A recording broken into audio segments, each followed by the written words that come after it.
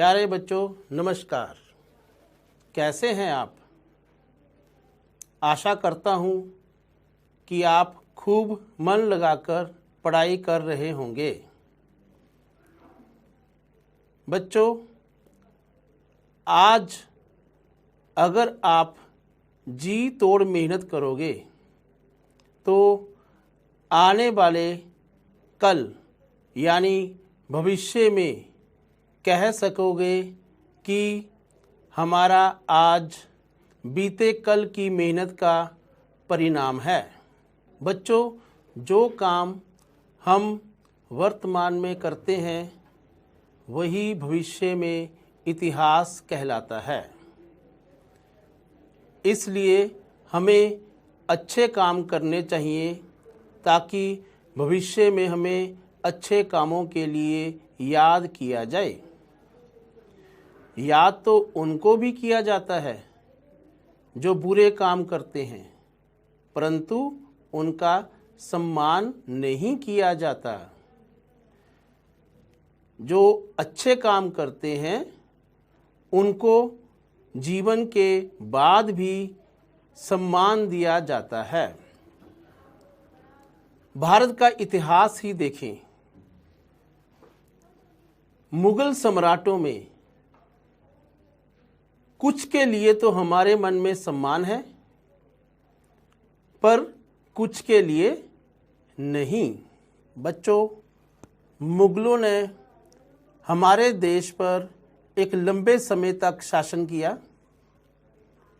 मुगलों के शासनकाल को मुगल साम्राज्य के नाम से जाना जाता है। यही हमारा आज का पाठ है।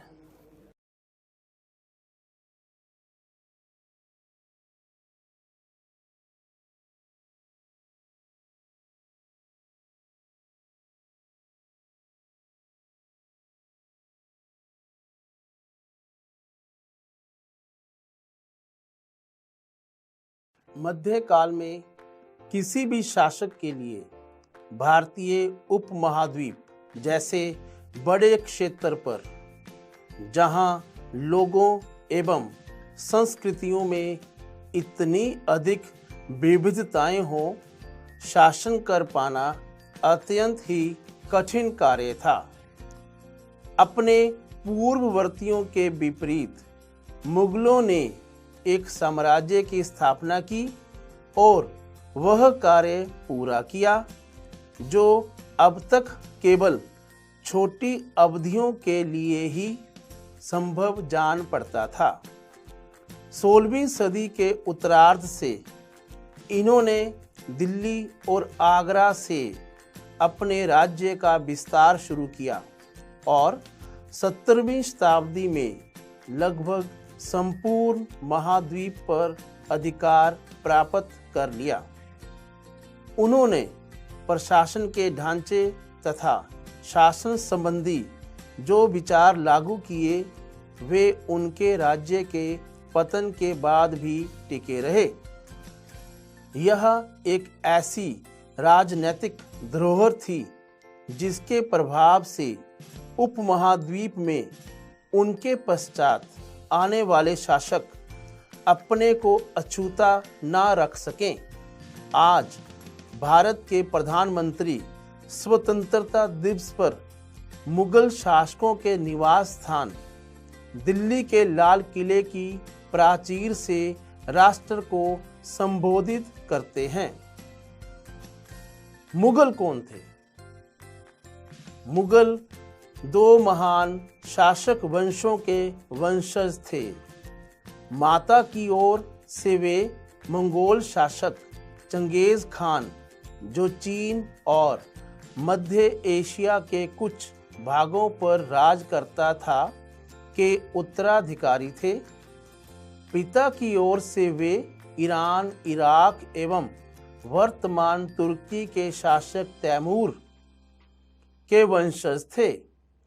परंतु मुगल अपने को मंगोल कहलवाना पसंद नहीं करते थे। ऐसा इसलिए था क्योंकि चंगेज खान से जुड़ी स्मृतियां सैकड़ों व्यक्तियों के नरसंहार से संबंधित थी। यही स्मृतियां मुगलों के प्रतियोगियों उज़्बेकों से भी संबंधित थी। दूसरी तरफ मुगल तैमूर के वंशज होने पर गर्व का अनुभव करते थे, ज़्यादा इसलिए क्योंकि उनके इस महान पूर्वज ने 1398 में दिल्ली पर कब्जा कर लिया था। मुगलों ने अपनी वंशावली का प्रदर्शन चित्र बनवाकर किया। प्रत्येक मुगल शासक ने तैमूर के साथ अपना चित्र बनवाया। मुगल सैन्य अभियान। प्रथम मुगल शासक बाबर ने जब 1494 में फरघना राज्य का उत्तराधिकार प्राप्त किया तो उसकी उम्र केवल 12 वर्ष की थी। मंगोलों की दूसरी शाखा उज़्बेकों के आक्रमण के कारण उसे अपनी पैतृक गद्दी छोड़नी पड़ी। अनेक वर्षों तक भटकने के बाद उसने 1504 में काबुल पर कब्जा कर लिया। उसने 1526 में दिल्ली के सुल्तान इब्राहिम लोदी को पानीपत में हराया और दिल्ली और आगरा को अपने कब्जे में कर लिया। बाबर की इस विजय के बाद मुगल साम्राज्य फैलता ही गया। बाबर के आगे की कितनी ही पीढ़ियों ने भारत पर शासन किया, जो तब मुगल साम्राज्य कहलाता था। तो आओ बच्चों, मुगल सम्राटों के शासनकाल और उपलब्धियों को जानें। मुगल सम्राट, उनका शासनकाल, प्रमुख अभियान और घटनाएं। पहला शासक बाबर था। बाबर ने 1526 से 1530 तक शासन किया। 1526 में पानीपत के मैदान में इब्राहिम लोदी एवं उसके अफगान समर्थकों को हराया। इसे पानीपत की पहली लड़ाई या प्रथम लड़ाई के नाम से जाना जाता है। 1527 में खनुबा में राणा सांगा राजपूत राजाओं और उनके समर्थकों को हराया। 1528 में चंदेरी में राजपूतों को हराया। अपनी मृत्यु से पहले दिल्ली और आगरा में मुगल नियंत्रण स्थापित किया। बाबर की मृत्यु के पश्चात हुमायूं मुगल सम्राट बना। हुमायूं 1530 से 1540 एवं 1555 से 1556 तक मुगल सम्राट रहा। हुमायूं ने अपने पिता की वसीयत के अनुसार जायदाद का बंटवारा किया। प्रत्येक भाई को एक एक प्रांत मिला। उसके भाई मिर्जा कामरान की महत्वाकांक्षाओं के कारण हुमायूं अपने अफगान प्रतिद्वंदियों के सामने फीका पड़ गया। शेर खान ने हुमायूं को 2 बार हराया, 1539 में चौसा में और 1540 में कन्नौज में। इन पराजयों ने उसे ईरान की ओर भागने को बाध्य किया। ईरान में हुमायूं ने सफाविद शाह की मदद ली। उसने 1555 में दिल्ली पर पुनः कब्जा कर लिया, परंतु अगले वर्ष एक दुर्घटना में हुमायूं की मृत्यु हो गई। अकबर 1556 से 1605। हुमायूं की मृत्यु के पश्चात 13 वर्ष की अल्पायु में अकबर सम्राट बना। उसके शासनकाल को 3 अवधियों में विभाजित किया जा सकता है। एक 1556 और 1570 के मध्य अकबर अपने संरक्षक बैरम खान और अपने घरेलू कर्मचारियों से स्वतंत्र हो गया। उसने सूरी और अन्य अफगानों, निकटवर्ती राज्यों मालवा और गोंडवाना तथा अपने सौतेले भाई मिर्जा हाकिम और उज़्बेकों के विद्रोहों को दबाने के लिए सैन्य अभियान चलाए। 1568 में सिसोदियों की राजधानी चित्तौड़ और 1569 में रणथंभौर पर कब्जा कर लिया गया। 2. 1570 और 1585 के मध्य गुजरात के विरुद्ध सैनिक अभियान हुए। इन अभियानों के पश्चात उसने पूर्व में बिहार, बंगाल और उड़ीसा में अभियान चलाए, जिन्हें 1579-80 में मिर्जा हाकिम के पक्ष में हुए विद्रोह ने और जटिल कर दिया। 3. 1585 से 1605 के मध्य अकबर के साम्राज्य का विस्तार हुआ। उत्तर पश्चिम में अभियान चलाए गए। सफाविदों को हरा कर कांधार पर कब्जा किया गया और कश्मीर को भी जोड़ लिया गया। मिर्जा हाकिम की मृत्यु के पश्चात काबुल को भी उसने अपने राज्य में मिला लिया। दक्कन में अभियानों की शुरुआत हुई और बरार, खानदेश और अहमदनगर के कुछ हिस्सों को भी उसने अपने राज्य में मिला लिया।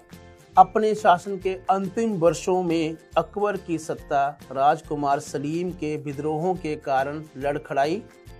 यही सलीम आगे चलकर सम्राट जहांगीर कहलाया।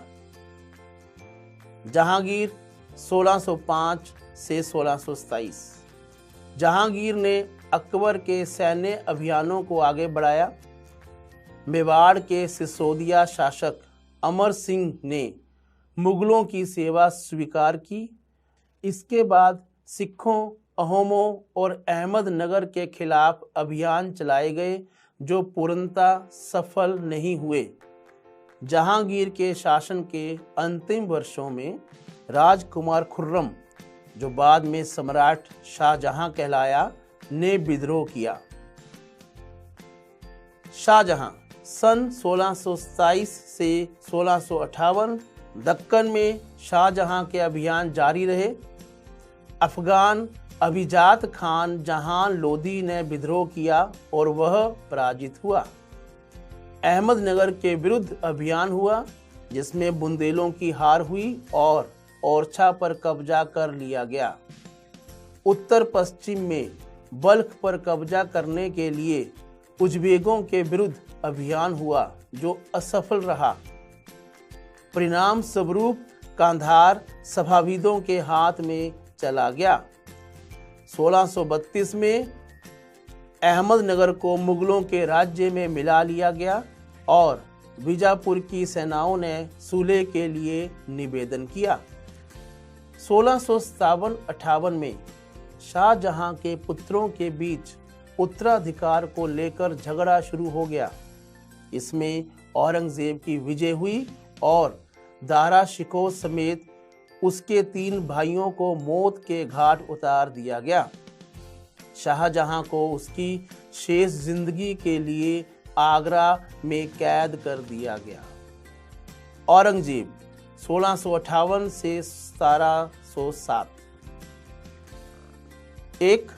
1663 में उत्तर पूर्व में अहोमों की पराजय हुई, परंतु उन्होंने 1680 में पुनः विद्रोह कर दिया। उत्तर पश्चिम में यूसुफ जई और सिखों के विरुद्ध अभियानों को अस्थायी सफलता मिली। मारवाड़ के राठौड़ राजपूतों ने मुगलों के खिलाफ विद्रोह किया। इसका कारण था उनकी आंतरिक राजनीति और उत्तराधिकार के मसलों में मुगलों का हस्तक्षेप। मराठा सरदार शिवाजी के विरुद्ध मुगल अभियान प्रारंभ में सफल रहे, परंतु औरंगजेब ने शिवाजी का अपमान किया और शिवाजी आगरा स्थित मुगल कैद खाने से भाग निकले। उन्होंने अपने को स्वतंत्र शासक घोषित करने के पश्चात मुगलों के विरुद्ध पुनः अभियान चलाए। राजकुमार अकबर ने औरंगजेब के विरुद्ध विद्रोह किया, जिसमें उसे मराठों और दक्कन की सल्तनत का सहयोग मिला। अंततः वह सफाविद ईरान भाग गया। अकबर के विद्रोह के पश्चात औरंगजेब ने दक्कन के शासकों के विरुद्ध सेनाएं भेजी। 1685 में बीजापुर और 1687 में गोलकुंडा को मुगलों ने अपने राज्य में मिला लिया। 1698 में औरंगजेब ने दक्कन में मराठों, जो छापा मार पद्धति का उपयोग कर रहे थे, के विरुद्ध अभियान का प्रबंध स्वयं किया। औरंगजेब को उत्तर भारत में सिखों, जाटों और सतनामियों, उत्तर पूर्व में अहोमों और दक्कन में मराठों के विद्रोह का सामना करना पड़ा। उसकी मृत्यु के पश्चात उत्तराधिकार के लिए युद्ध शुरू हो गया। उत्तराधिकार की मुगल परंपराएं। मुगल ज्येष्ठाधिकार के नियम में विश्वास नहीं करते थे, जिसमें ज्येष्ठ पुत्र अपने पिता के राज्य का उत्तराधिकारी होता था। इसके विपरीत उत्तराधिकार में वे सहदायाद की मुगल और तैमूर वंशों की प्रथा को अपनाते थे, जिसमें उत्तराधिकार का विभाजन समस्त पुत्रों में कर दिया जाता था। आपके अनुसार उत्तराधिकार का कौन सा तरीका सही था, ज्येष्ठाधिकार या सहदायाद?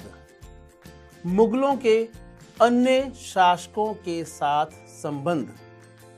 मुगलों ने उन शासकों के विरुद्ध लगातार अभियान किए जिन्होंने उनकी सत्ता को स्वीकार करने से इनकार कर दिया। जब मुगल शक्तिशाली हो गए तो अन्य कई शासकों ने स्वेच्छा से उनकी सत्ता स्वीकार कर ली। राजपूत इसका एक अच्छा उदाहरण है। अनेकों ने मुगल घराने में अपनी पुत्रियों के विवाह करके उच्च पद प्राप्त किए, परंतु कईयों ने विरोध भी किया। मेवाड़ के सिसोदिया राजपूत लंबे समय तक मुगलों की सत्ता को स्वीकार करने से इनकार करते रहे, परंतु जब वे हारे तो मुगलों ने उनके साथ सम्माननीय व्यवहार किया और उन्हें उनकी जागीरें वतन जागीर के रूप में वापस कर दी। पराजित करने परंतु अपमानित न करने के बीच सावधानी से बनाए गए संतुलन की वजह से मुगल भारत के अनेक शासकों और सरदारों पर अपना प्रभाव बढ़ा पाए। मनसबदार और जागीरदार। जैसे जैसे साम्राज्य में विभिन्न क्षेत्र सम्मिलित होते गए, वैसे वैसे मुगलों ने तरह तरह के सामाजिक समूहों के सदस्यों को प्रशासन में नियुक्त करना आरंभ किया। शुरू में ज्यादातर सरदार तुर्की थे, लेकिन अब इस छोटे समूह के साथ साथ उन्होंने शासक वर्ग में ईरानियों, भारतीय मुसलमानों, अफगानों, राजपूतों, मराठों और अन्य समूहों को सम्मिलित किया। मुगलों की सेवा में आने वाले नौकरशाह मनसबदार कहलाए। मनसबदार शब्द का प्रयोग ऐसे व्यक्तियों के लिए होता था जिन्हें कोई मनसब यानी कोई सरकारी हैसियत अथवा पद मिलता था। यह मुगलों द्वारा चलाई गई श्रेणी व्यवस्था थी, जिसके जरिए पद, वेतन एवं सैन्य उत्तरदायित्व निर्धारित किए जाते थे। पद और वेतन का निर्धारण जात की संख्या पर निर्भर था। जात की संख्या जितनी अधिक होती थी, दरबार में अभिजात की प्रतिष्ठा उतनी ही बढ़ जाती थी और उसका वेतन भी उतना ही अधिक होता था। मनसबदार अपना वेतन राजस्व एकत्रित करने वाली भूमि के रूप में पाते थे, जिन्हें जागीर कहते थे और जो तकरीबन इक्ताओं के समान थी। अकबर के शासनकाल में इन जागीरों का सावधानी पूर्वक आकलन किया जाता था ताकि इनका राजस्व मनसबदार के वेतन के तकरीबन बराबर रहे। औरंगजेब के शासनकाल तक पहुंचते पहुंचते स्थिति बदल गई। अब प्राप्त राजस्व मनसबदार के वेतन से बहुत कम था। मनसबदारों की संख्या में भी अत्यधिक वृद्धि हुई, जिसके कारण उन्हें जागीर मिलने से पहले एक लंबा इंतजार करना पड़ता था। इन सभी कारणों से जागीरों की संख्या में कमी हो गई। फलस्वरूप कई जागीरदार जागीर रहने पर यह कोशिश करते थे कि वे जितना राजस्व वसूल कर सकें कर लें। अपने शासनकाल के अंतिम वर्षों में औरंगजेब इन परिवर्तनों पर नियंत्रण नहीं रख पाया। इस कारण किसानों को अत्यधिक मुसीबतों का सामना करना पड़ा। जब्त और जमींदार। मुगलों की आमदनी का प्रमुख साधन किसानों की उपज से मिलने वाला राजस्व था।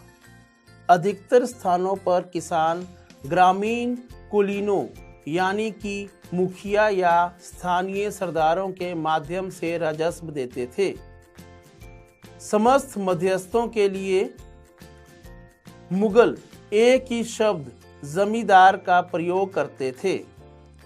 अकबर के राजस्व मंत्री टोडरमल ने 10 साल 1570 से सन 1580 तक की कालावधि के लिए कृषि की पैदावार, कीमतों और कृषि भूमि का सावधानी पूर्वक सर्वेक्षण किया। इन आंकड़ों के आधार पर प्रत्येक फसल पर नकद के रूप में कर निश्चित कर दिया गया। प्रत्येक सूबे को राजस्व मंडलों में बांटा गया और प्रत्येक की हर फसल के लिए राजस्व दर की अलग सूची बनाई गई। राजस्व प्राप्त करने की इस व्यवस्था को जब्त कहा जाता था। यह व्यवस्था उन स्थानों पर प्रचलित थी जहां पर मुगल प्रशासनिक अधिकारी भूमि का निरीक्षण कर सकते थे और सावधानी पूर्वक उनका हिसाब रख सकते थे। ऐसा निरीक्षण गुजरात और बंगाल जैसे प्रांतों में संभव नहीं हो पाया। कुछ क्षेत्रों में जमींदार इतने शक्तिशाली थे कि मुगल प्रशासकों द्वारा शोषण किए जाने की स्थिति में वे विद्रोह कर सकते थे। कभी कभी एक ही जाति के जमींदार और किसान मुगल सत्ता के खिलाफ मिलकर विद्रोह कर देते थे। 17वीं शताब्दी के आखिर में ऐसे किसान विद्रोहों ने मुगल साम्राज्य के स्थायित्व को चुनौती दी। तो बच्चों, आज आपने मुगल साम्राज्य के बारे में विस्तृत जानकारी प्राप्त की।